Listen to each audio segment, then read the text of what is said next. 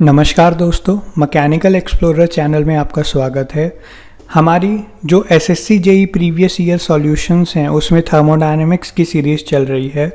आज हम जो है 2009 में थर्मोडायनेमिक्स में जो क्वेश्चंस पूछे गए हैं ऑब्जेक्टिव पेपर में वो डिस्कस करेंगे। ठीक है, आप साथ साथ प्रैक्टिस करते चलिए।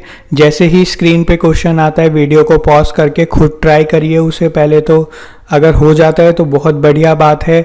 एक बार सॉल्यूशन से फिर भी ओवरव्यू ले लीजिए ताकि जो भी एडिशनल इन्फॉर्मेशन मैंने आपको बताई है वो भी आप तक पहुंच सके। और साथ ही साथ अगर मान लो नहीं होता है बाय चांस क्वेश्चन, तो अपनी जो मिस्टेक्स हैं या फिर जो कंसेप्ट्स रह गए हैं वो आप सॉल्यूशन में देख सकते हैं। ठीक है, तो चलिए पहले क्वेश्चन की तरफ बढ़ते हैं। First law of thermodynamics furnishes the relationship between. तो यहाँ पे आपको ये बताना है कि जो फर्स्ट लॉ ऑफ थर्मोडायनेमिक्स है वो किन के बीच का रिलेशनशिप देता है। तो अगर हम फर्स्ट लॉ ऑफ थर्मोडायनेमिक्स की बात करें, वो बेसिकली है तो आपका law of conservation of energy he. Law of conservation of energy, एक चीज़ ये याद रखना, फर्स्ट लॉ ऑफ थर्मोडायनेमिक्स जो है वो law of conservation of energy ही है। पर थर्मोडायनेमिक्स में जनरली हम हीट वर्क के रिस्पेक्ट में बात करते हैं, तो हमने इस law of conservation of energy को थोड़ा मॉडिफाई कर दिया है। अगर आपको याद हो फर्स्ट लॉ ऑफ थर्मोडायनेमिक्स क्या कहता है भाई, del Q is equal to d U plus del W. आप इसको इस तरीके से भी याद रख सकते हो कि भाई अगर आप एक सिस्टम को हीट प्रोवाइड करते हो तो थोड़ी हीट से तो वो क्या कर लेता है, वर्क कर लेता है, और बाकी अपनी इंटरनल एनर्जी को बढ़ा लेता है। ठीक है, ये आपका simple first law of thermodynamics कहता है। और ये किसके लिए है, आपका क्लोज्ड सिस्टम के लिए है। ठीक है, ओपन सिस्टम के लिए आपने जो फर्स्ट लॉ ऑफ थर्मोडायनेमिक्स है वो कौन सा है, स्टेडी फ्लो एनर्जी इक्वेशन। ठीक है, तो अब आप यहां पे देख सकते हो भाई फर्स्ट लॉ ऑफ थर्मोडायनेमिक्स किसके बीच का रिलेशनशिप देता है। एक तो हीट हो गया, दूसरा वर्क हो गया, और तीसरा ये इंटरनल एनर्जी है। अब ऑप्शन में चलते हैं, इसमें सिर्फ और सिर्फ हीट और वर्क है तो ये ऑप्शन में नहीं होगा। Heat, work and properties of the system, क्या ये आंसर हो सकता है? बिल्कुल, यही आपका करेक्ट आंसर है। क्यों? क्योंकि देखो यार, हीट और वर्क तो यहाँ पे है ही, इंटरनल एनर्जी और दे रखी है यहाँ पे। और आपको पता है इंटरनल एनर्जी क्या है, एक प्रॉपर्टी है सिस्टम की। ठीक है, तो एक तरीके से आपको फर्स्ट लॉ से किन के बीच का रिलेशनशिप मिलता है, हीट, वर्क और प्रॉपर्टी ऑफ द सिस्टम के बीच का रिलेशनशिप मिलता है। ठीक है, ये चीज समझ में आ गई आपको, तो यहाँ पे बी ऑप्शन आपका करेक्ट है। ठीक, चलिए आगे बढ़ते हैं, यही चीज मैंने यहाँ पे लिखी हुई है। नेक्स्ट क्वेश्चन जो आता है, the change of entropy depends on. Entropy का जो चेंज है वो किस पे डिपेंड करता है? तो इसके लिए आपको भाई पता होना चाहिए। आपको पता है कि भाई डी एस यानी कि चेंज इन एंट्रोपी आपको किसके बराबर होता है, डेल क्यू बाई टी। ये आप आई होप आपने पढ़ा होगा। और ये किसके लिए वैलिड होता है, रिवर्सिबल प्रोसेस के लिए वैलिड होता है। ये चीज भी याद रखना, इरिवर्सिबल प्रोसेस के लिए यहाँ पे प्लस जो एंट्रोपी जनरेशन एक टर्म जो है वो और ऐड हो जाती है। ठीक है, तो यहाँ पे अभी अगर मैं रिवर्सिबल प्रोसेस की बात करूं तो चेंज इन एंट्रोपी जो है वो किसके बराबर होता है, डेल क्यू बाई टी, यानी कि change in heat divided by temperature. ठीक, तो अब फॉर्मूले से ही देख सकते हो यार, चेंज इन एंट्रोपी किस पे डिपेंड कर रहा है, चेंज इन हीट पे डिपेंड कर रहा है। तो यहाँ पे डी ऑप्शन क्या है आपका करेक्ट है, सीधा सीधा आपको फॉर्मूले से यहाँ पे दिख रहा है। ठीक, तो यहाँ पे डी ऑप्शन करेक्ट रहेगा, ये देख सकते हो आप। चलिए नेक्स्ट क्वेश्चन पे चलते हैं। Triple point of a pure substance is a point eight विच।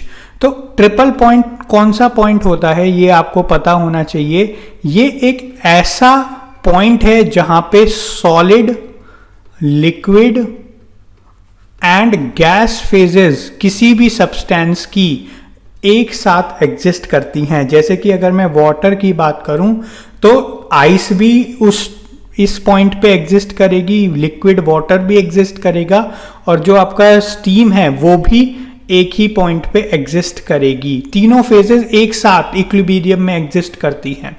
तो कई बार बच्चे कंफ्यूज हो जाते हैं, यार ये चीज़ें हम अचीव कैसे करते हैं कि तीनों के तीनों फेजेस सॉलिड लिक्विड गैस एक ही जगह पॉइंट पे एग्जिस्ट कर रही हैं। तो उसके लिए क्या है, यहाँ पे मैंने थोड़ा सा डिटेल्ड डिस्क्रिप्शन दे रखा है, वो हम देख लेते हैं। देखो यार, होता क्या है कि आपको एक्सपेरिमेंट से ये चीज़ पता है कि अगर मैं प्रेशर को कम करता हूँ, जो बॉइलिंग पॉइंट है किसी भी चीज़ का, जैसे कि वाटर का जो बॉइलिंग पॉइंट है वो 100 डिग्री सेल्सियस है, पर ये कितने प्रेशर पे है, 1 एटमॉस्फेरिक प्रेशर पे है, ठीक है, ये सबको पता होता है। अगर मैं प्रेशर को रिड्यूस करूंगा तो मेरा बॉइलिंग पॉइंट भी क्या होता जाता है, रिड्यूस होता जाता है, ठीक है। और जैसे जैसे मैं प्रेशर कम करता हूं, फ्रीजिंग पॉइंट जो है वो थोड़ा थोड़ा बढ़ता चला जाता है, ठीक। तो अगर मैं बाय चांस क्या करूं कि जो मेरा 1 एटमॉस्फेरिक प्रेशर है उससे मैं जो प्रेशर कर दूं वो काफी कम कर दूं, इतना कम कर दूं, 1 एटमॉस्फेरिक को 0.00603 एटमॉस्फेरिक प्रेशर कर दूं, मतलब एक काफी लोअर प्रेशर पे ले जाऊं, तो आपका बॉइलिंग पॉइंट ऑफ वाटर, भाई देखो आपने क्या देखा था कि जब प्रेशर कम होता है बॉइलिंग पॉइंट कम होता है। तो अब पहले जो पानी 100 डिग्री सेल्सियस पे उबल रहा था वो प्रेशर कम होने के कारण काफी कम टेम्परेचर पे उबलने लगेगा, और वो किस टेम्परेचर पे उबलने लगता है, 0.01 डिग्री सेल्सियस पे उबलने लगता है, ठीक। वैसे ही आपको ये पता है भाई, जब प्रेशर कम करते हैं तो फ्रीजिंग पॉइंट क्या होता है, बढ़ता चला जाता है, ठीक है। तो प्रेशर कम किया आपने भाई, 1 एटमॉस्फेरिक से इतने प्रेशर पे ले आए, तो आपका जो फ्रीजिंग पॉइंट है वो क्या हो जाएगा, थोड़ा सा बढ़ जाएगा, वो 0 डिग्री सेल्सियस से 0.01 डिग्री सेल्सियस हो जाएगा। तो अब आप देख सकते हो कि ये जो प्रेशर है और ये जो टेम्परेचर पे है, इसी पे वाटर क्या हो रहा है, आपका बॉयल भी हो रहा है और फ्रीज भी हो रहा है, ठीक है। तो यानी कि यहाँ पे आपका तीनों फेजेस जो हैं वो इक्विलिब्रियम में एग्जिस्ट कर रही हैं, ठीक है।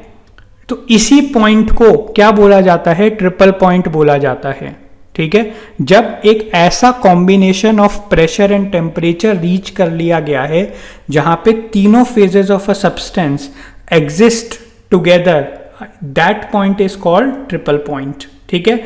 अब वाटर के लिए आपका इंपॉर्टेंट है, यहाँ पे बताया भी गया है, वाटर के लिए जो ट्रिपल पॉइंट का टेम्परेचर है वो कितना है, 0.01 डिग्री सेल्सियस है, और प्रेशर कितना है यहाँ पे 0.006 ATM है, ठीक है। समझ में आ गया। तो कई बार ये डायरेक्ट वैल्यूज भी पूछ लेता है कि जो ट्रिपल पॉइंट वाटर का है वो उसका टेम्परेचर क्या है वो, या उसका प्रेशर कितना है, ठीक है। समझ में आ गया, आई होप आपको। चलिए, तो ये कुछ क्वेश्चंस थे जो कि पूछे गए थे प्रीवियस ईयर पेपर में, 2009 के पेपर में, ठीक है।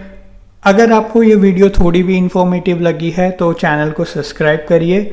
मैं रेगुलर मैकेनिकल इंजीनियरिंग सब्जेक्ट्स पे वीडियो लेके आता हूँ, और आपको अगर ये वीडियो इंफॉर्मेटिव लगी है तो साथ साथ वीडियो को लाइक भी करिए, ठीक है। किसी भी प्रकार की क्वेरी हो आपकी, या कोई भी आपको फीडबैक देना हो, तो यहाँ पे 2 ऑप्शंस हैं हमारे से कांटेक्ट करने के लिए। एक तो ईमेल आईडी आपको प्रोवाइड कर रखी है, दूसरा ये टेलीग्राम ग्रुप का जो लिंक है वो यहाँ पे भी दे रखा है, साथ ही साथ डिस्क्रिप्शन में भी मैं दे दूँगा, तो आप वहाँ से टेलीग्राम ग्रुप में ज्वाइन कर सकते हैं, ठीक है। Thank you.